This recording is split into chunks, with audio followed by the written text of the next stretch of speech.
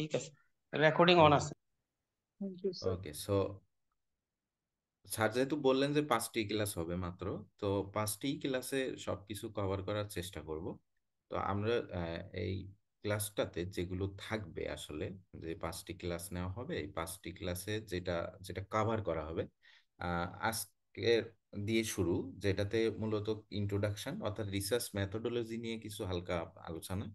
এরপরে আমাদের যে টপিক সিলেকশন, তারপর অ্যাডভাইজার সিলেকশন। এরপরে থাকবে literature review, tools recognition, ethical vision অর্থাৎ এথিক্স ইন রিসার্চ। তারপরে রিসার্চ রিপোর্ট কিভাবে লিখতে হয়, কিভাবে পড়তে হয়, তারপরে লিখতে হয় কিভাবে, এবং ফাইনালি হয়তো প্রেজেন্টেশন নিয়েও কিছু কথা বলবো, এবং আপনাদের হয়তো প্রেজেন্টেশন দেওয়াও লাগতে পারে। এটা স্যারই করবেন। তো এইটা হচ্ছে মূলত এই কোর্সে এই 5টা ক্লাসে এই এতগুলো জিনিস কভার করা হবে।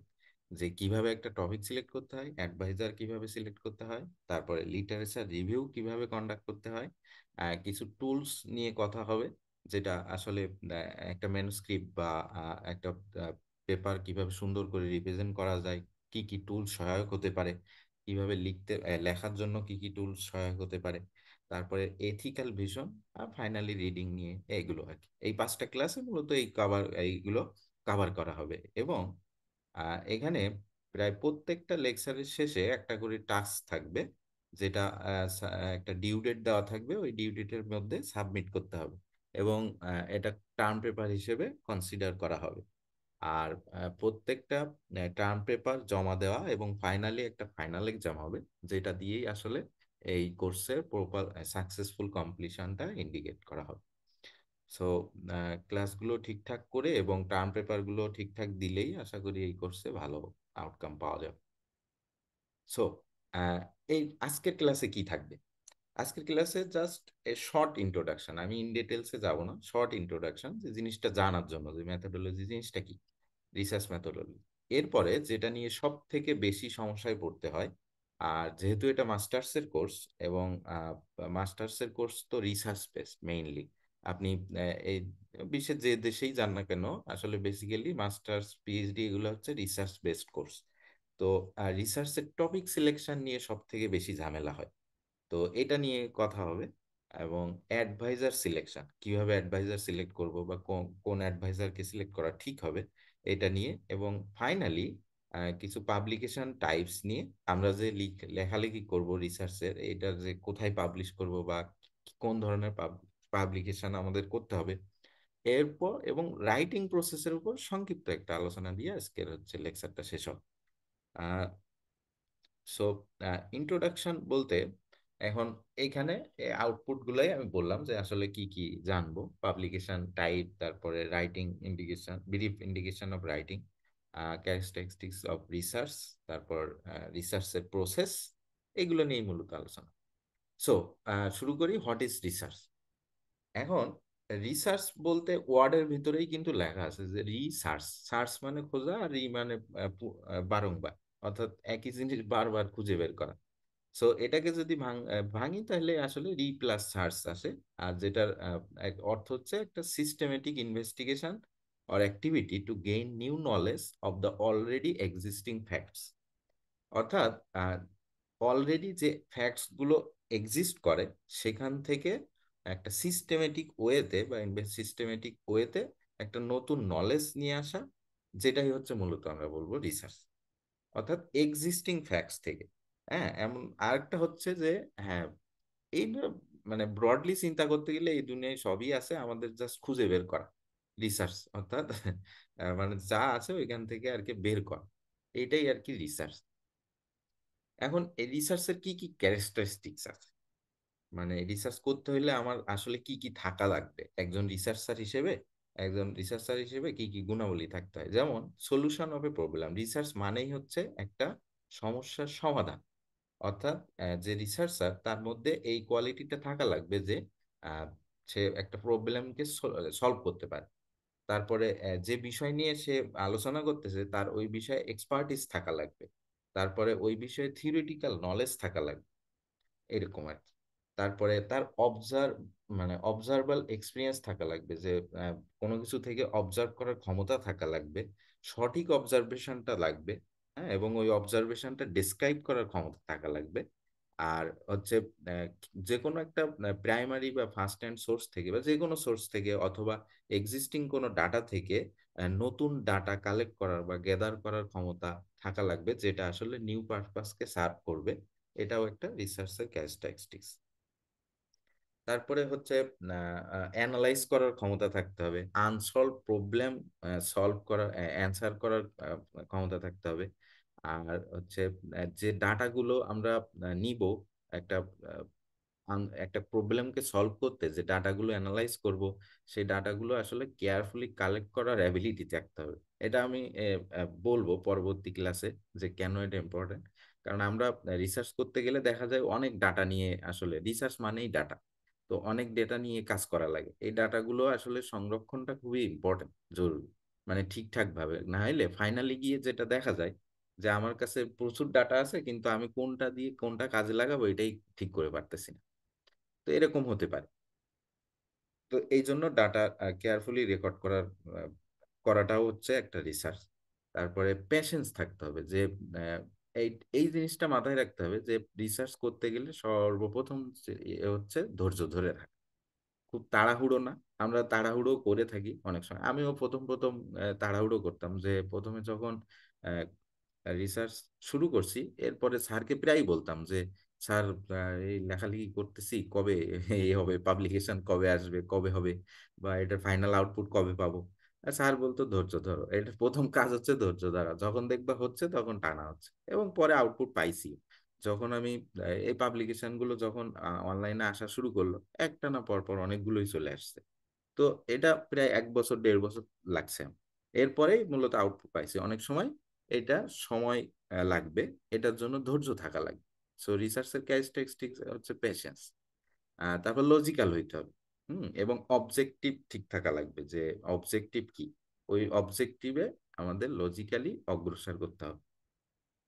তারপর মাঝে মাঝে সাহসও দরকার হয়, কারেজ। অনেক সময় এটা রিসার্চ করতে গেলে অনেক সময় কি খুবই আপসেট বা হতাশ ফিল হয়।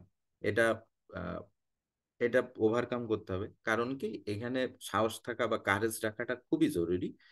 কারণ একটা না একই বিষয় নিয়ে কাজ করতে করতে দেখা যাবে যে কোনো আউটকাম পাচ্ছি না, আর আউটকাম না পাইলে আমরা স্বাভাবিকভাবেই হতাশ হই। তো এখানে কারেজ থাকাটা জরুরি।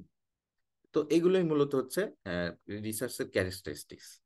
এখন ক্লাসিফিকেশন কি? অনেক ধরনের রিসার্চের টাইপস আছে। এর মধ্যে আমি কয়েকটা জাস্ট 4টা প্রসেসে যেটা ক্লাসিফাই করা যায় সেটা আমি বলতেছি। এখানে ইনফরমেশনের উপরে ক্লাসিফিকেশন আছে, পারপাস বা সাবজেক্ট ম্যাটারের উপরে আছে, অ্যাপ্রোচের উপরে আছে, আর রিসার্চ মেথডের উপরে আছে। তো ইনফরমেশন টাইপের উপরে দুই ধরনের, একটা হচ্ছে কোয়ালিটেটিভ আর একটা হচ্ছে কোয়ান্টিটেটিভ। আর পারপাস বা সাবজেক্ট ম্যাটারের উপরে ফান্ডামেন্টাল রিসার্চ, আর একটা হচ্ছে অ্যাপ্লাইড রিসার্চ। আর বাই অ্যাপ্রোচ হচ্ছে লংগিটিউডিনাল রিসার্চ আর ক্রস সেকশনাল রিসার্চ। এটা বিভিন্ন ধরনের রিসার্চের কিছু, যেমন সার্ভে টাইপের কিছু রিসার্চ আছে যেটা আসলে কোয়ান্টিটেটিভ। তারপরে ইন্টারভিউ নিয়ে যে ইয়ে করে, বিভিন্ন মানুষের কাছ থেকে আমরা ইন্টারভিউ নেই না, বা অনেক সময় আমাদের এই যে চুয়েট মেইলে অনেক মেইল আসে দেখবেন, যে ওই সার্ভে টাইপের, এইগুলা কিন্তু রিসার্চের অংশ। এবং বিভিন্ন স্টুডেন্টরা যে মেইল পাঠায় যে এরকম জাস্ট কিছু সময় দিয়ে এই ডকুমেন্টটা পূরণ করে দিলে এই সুবিধা হবে, বা এরকম দেয় না, অনেক সময় দেখবেন মেইল পাঠায় চুয়েট মেইল থেকে, স্টুডেন্ট মেইল থেকে বেসিক্যালি। তো এগুলো হচ্ছে সার্ভে, এগুলো ওদের রিসার্চের একটা অংশ। সেই অংশ হিসেবে ওদের ডাটা লাগবে, ওই ডাটাগুলো কালেক্ট করে। বাট আমরা যেটা করি মূলত, আমাদের যে ইসি ফ্যাকাল্টি যেগুলো, এগুলো মূলত অ্যাপ্লাইড রিসার্চ করি আর কি।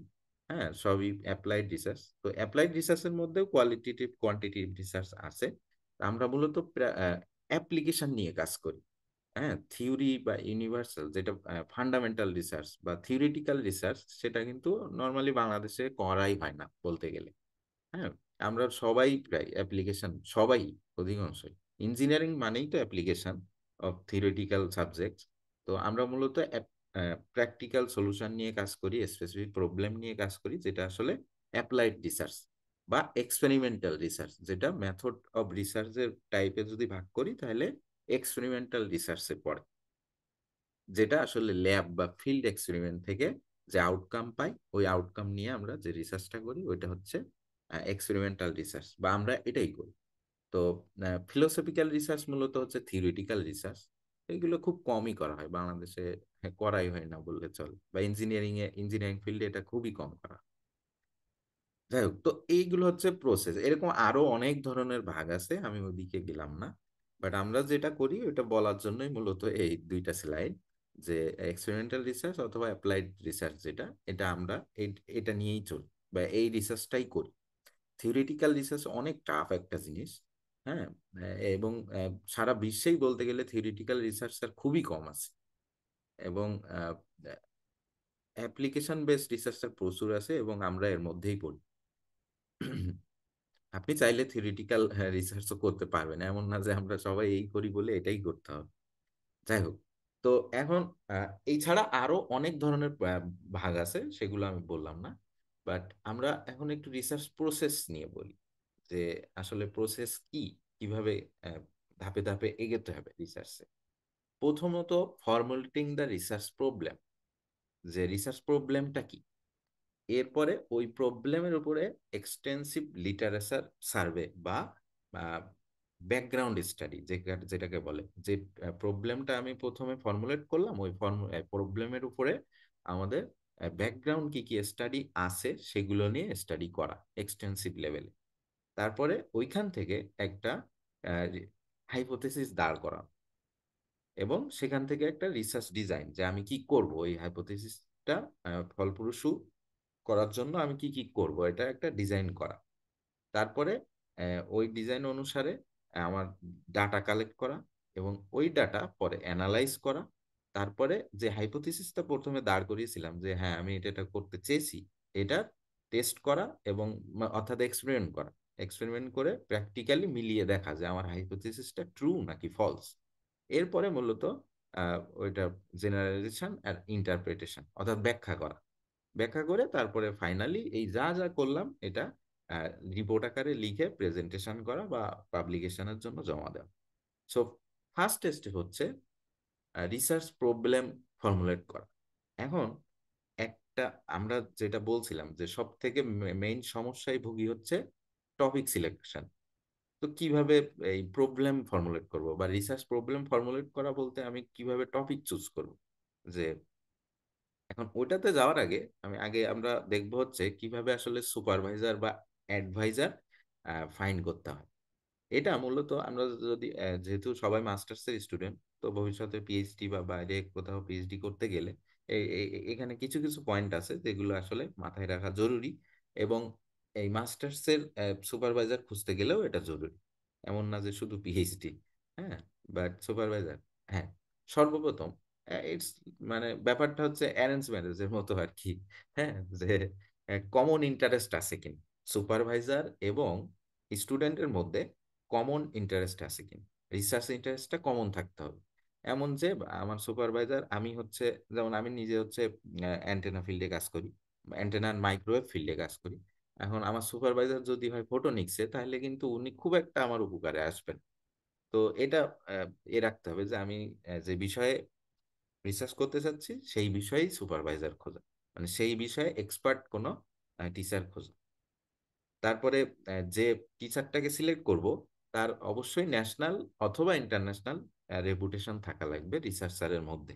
হ্যাঁ, আহ, যেমন বাংলাদেশে চিন্তা করতে গেলে এরকম, যেমন এই যে অ্যান্টেনা নিয়ে কাজ করি, যে মাইক্রোওয়েভ অ্যান্টেনা নিয়ে কাজ করি আমি, তো দেখা যায় বাংলাদেশে খুব কম মানুষই করেন এটা নিয়ে, কয়েকজন, এর মধ্যে আজাদ স্যার একজন।